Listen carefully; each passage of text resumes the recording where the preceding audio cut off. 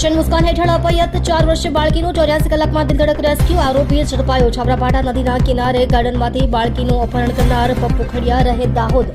તેની અમદાવાદના નારોલથી ધરપકડ. સુરત ક્રાઇમ બ્રાન્ચ અને અમરોલી પોલીસના 110થી વધુ જવાનો, 5 પીઆઈ અને 9 પીએસઆઈની અલગ અલગ ટીમોએ સતત 84 કલાક સુધી નોન સ્ટોપ તપાસ હાથ ધરી હતી. પોલીસ દ્વારા વોટ્સએપ, ઇન્સ્ટાગ્રામ અને ફેસબુક પર કરવામાં આવેલી જાહેરાતના આધારે એક જાગૃત નાગરિકે માહિતી આપતા આરોપી પકડાયો.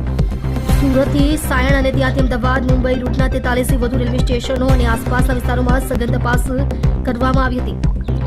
આરોપી પોતાના 2 બાળકોની સાથે આ બાળકીને ભીખ માંગવા અથવા લોકોની સહાનુભૂતિ મેળવી પૈસા કમાવાના હેતુથી લઈ ગઈ હોવાની કબૂલાત. Surat crime branch, Amroli police અને અમદાવાદ નારોલ પોલીસના સંયુક્ત ઓપરેશનથી બાળકીને સહી સલામત મુક્ત કરાવાઈ. સુરત પોલીસની મોટી સફળતા. અમરોલીથી અપહ્યત 4 વર્ષની બાળકીને સુરત ક્રાઇમ બ્રાન્ચે 84 કલાકના સર્ચ ઓપરેશન બાદ અમદાવાદથી સહી સલામત શોધી કાઢી. સોશિયલ મીડિયા પર વાયરલ ફોટો જોઈ નાગરિકે આપેલી બાતમીથી આરોપી પપ્પુ ખડિયા ઝડપાયો. ઓપરેશન મુસ્કાન હેઠળ 110 પોલીસ કર્મીઓની મહેનત રંગે લાગી. અમરોલી વિસ્તારમાં છાપરાવાડી એરિયા છે, છાપરાભાઠા એના કિનારે એક બેન છે, એમની સાથે એમની દીકરી એ રમતી હતી અને એ દીકરી પછી ગુમ થઈ ગયેલી હતી. બેન જે દીકરી ગુમ થઈ એના 24 કલાક બાદ અમરોલી પોલીસમાં ફરિયાદ આપવા આવ્યા હતા. આજે બેન છે એમના પતિથી એમણે અલગ રહી છે અને એમની દીકરી જે 4 વર્ષની દીકરી છે એ ગઈકાલે ગુમ થઈ છે એ પ્રકારની હકીકત આપી હતી. તાત્કાલિક બનાવની ગંભીરતાને ધ્યાને રાખી 4 વર્ષની બાળકીના અપહરણનો કેસ છે ધ્યાને રાખીને અમરોલી પોલીસ સ્ટેશનની ટીમ સાથે સાથે એમના ઝોન 5 એમની એસપીની ટીમ અને સુરત શહેર ક્રાઇમ બ્રાન્ચ આ બાળકીને શોધી કાઢવા માટે અલગ અલગ ટીમો બનાવેલી હતી. 5 ઇન્સ્પેક્ટર, 9 સબ ઇન્સ્પેક્ટર અને 110 પોલીસ એમ કુલ મળીને આ બધા અધિકારીની કુલ 10 જેટલી ટીમો સમગ્ર સુરત શહેર વિસ્તારમાં આ બાળકીને શોધવા માટે કાર્યરત થઈ હતી.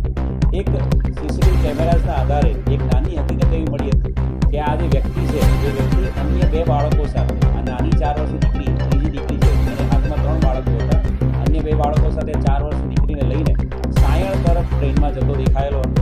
અને સાયણ પહોંચ્યા બાદ આ વ્યક્તિની કોઈ બીજી હકીકત મળતી નહોતી એટલે તાત્કાલિક સુરત શહેરની ક્રાઇમ બ્રાન્ચની અલગ અલગ ટીમો સાયણથી વડોદરા, અમદાવાદ તરફના રેલવે સ્ટેશનો અને સાયણથી સુરત થઈને વલસાડ, વાપીથી મુંબઈ તરફ કુલ 43 જેટલા રેલવે સ્ટેશનો ઉપર આ બાળકીને અને એના અપહરણ કરતા વ્યક્તિને શોધવા માટે અલગ અલગ 43 જેટલા રેલવે સ્ટેશનો ઉપર સીસીટીવી કેમેરા ચેક કરવામાં આવ્યા હતા. સાથે સાથે એક હ્યુમન ઇન્ટેલિજન્સ આધારે જે હકીકત મળી હતી કે આવા પ્રકારનો વ્યક્તિ અલગ અલગ જે લંગર કે પછી જ્યાં ફ્રીમાં જમવાનું મળતું એવા વિસ્તારોમાં આ વ્યક્તિ પહેલાં દેખાયેલો હતો. તો એના આધારે રેલવે સ્ટેશનની આસપાસના તમામ ધંધાપાળાઓ, એની સાથે સાથે મંદિરની આસપાસના વિસ્તારો જ્યાં ફ્રીમાં ભોજન મળતું હોય ત્યાં પણ તપાસ કરવામાં આવી હતી. અને છેલ્લે સોશિયલ મીડિયા ઉપર આ બાળકી છે એની હકીકત એના ફોટોગ્રાફ સાથે ગઈકાલે તમામ સોશિયલ મીડિયા પ્લેટફોર્મ પર મૂકવામાં આવ્યો હતો. સુરત શહેરના 1000થી વધુ પોલીસ કર્મચારીઓ પણ પોતાના વોટ્સએપ સ્ટેટસ ઉપર આ બાળકીની હકીકત માટે લોકોને અપીલ કરતો મેસેજ મૂક્યો હતો. અને જેના આધારે આજે વહેલી સવારે મોટી સફળતા બાળકીને શોધી કાઢવા મળી છે.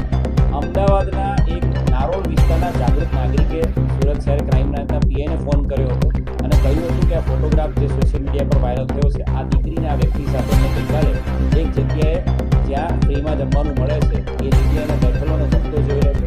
તાત્કાલિક ક્રાઇમ બ્રાન્ચની જે ટીમો વડોદરાના આણંદમાં તપાસ કરી હતી એ ટીમો તાત્કાલિક અમદાવાદ જવા રવાના થઈ હતી. અને સાથે સાથે અમારા જે ડીસીપી ક્રાઇમના જોધિયા સાહેબ છે એમણે અમદાવાદનો પણ સંપર્ક કર્યો હતો. અમદાવાદની નારોલ પોલીસની ટીમ અને સુરત શહેર ક્રાઇમ તમામ ટીમોએ જે વિસ્તારમાં આ બાળકી ગઈકાલે રાત્રે જોવા મળી વિસ્તાર બોર્ડન કર્યો હતો અને વિસ્તારમાંથી આ બાળકીને હેમખેમ શોધી કાઢવામાં સફળતા મળી છે.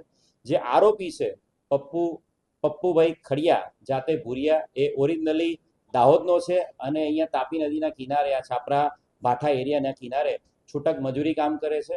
અને આ વ્યક્તિ છે એની સાથે અન્ય 2 બાળકો પણ મળી આવ્યા છે. આ દીકરી અને એ બાળકોને ભીખ માંગવાના આશયથી અને જેથી કરીને આ બાળકીઓ અને બાળકોની સાથે હોય તો એને ફ્રીમાં જમવાનું મળી જાય અને ભીખ પણ મળી જાય એ આશયથી આ બાળકીને લઈને નીકળી ગયો હતો. એની સાથે જ અન્ય 2 બાળકો મળી રહ્યા છે. હાલ પ્રાથમિક પૂછતાછમાં એ એના બાળકો હોવાની હકીકત દર્શાવે છે. પરંતુ એ બાબતે પણ આ બંને બાળકોના વાલી બાળકો બાબતેના બંને બાળકોની આઈડેન્ટિટી બાબતે પણ હાલ ક્રાઇમ બ્રાન્ચ તપાસ કરી